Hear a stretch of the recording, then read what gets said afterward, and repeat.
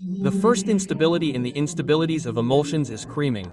Right? What is creaming? Creaming is when dispersed fuzz comes together to deposit on the surface and bottom. Right? The dispersed fuzz, right? Right? The droplets in the dispersed fuzz will come together. Right? And they will deposit either on the surface or the bottom. Right? On this basis, creaming has now been divided into two parts: upward creaming and downward creaming. The deposition in upward creaming will occur on the surface, meaning on top, right? Like in the case of oil and water, because oil has a low density. So, where does the oil come together? On the surface, right? So, upward creaming occurs in what? In an oil in water emulsion. Meanwhile, if we talk about downward creaming occurs in what? Right?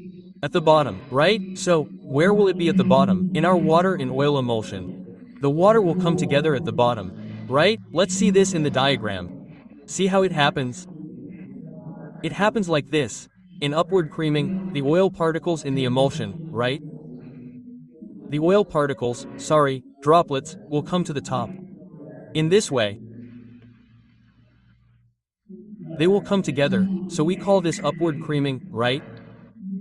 Which happens in our oil in water case.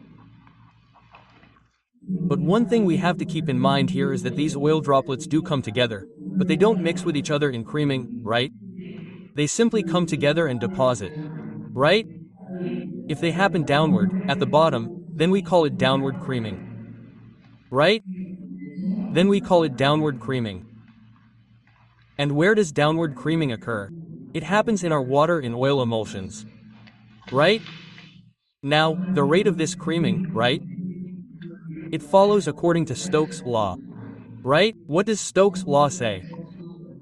Stokes' law states that the rate of creaming is directly proportional to the square of the diameter. Okay? And inversely proportional to the viscosity. Okay? The viscosity of the emulsion. So, what conclusion can we draw using this Stokes' law? Using it, we can conclude that if we increase the diameter, right? If we increase the diameter of the droplets, the creaming will also increase. Okay? However, if we increase the viscosity, the creaming will decrease. Why? Because the diameter is directly proportional to the rate of creaming, right? Speaking of viscosity, viscosity is inversely proportional to creaming. Okay? So, this was our creaming in emulsions.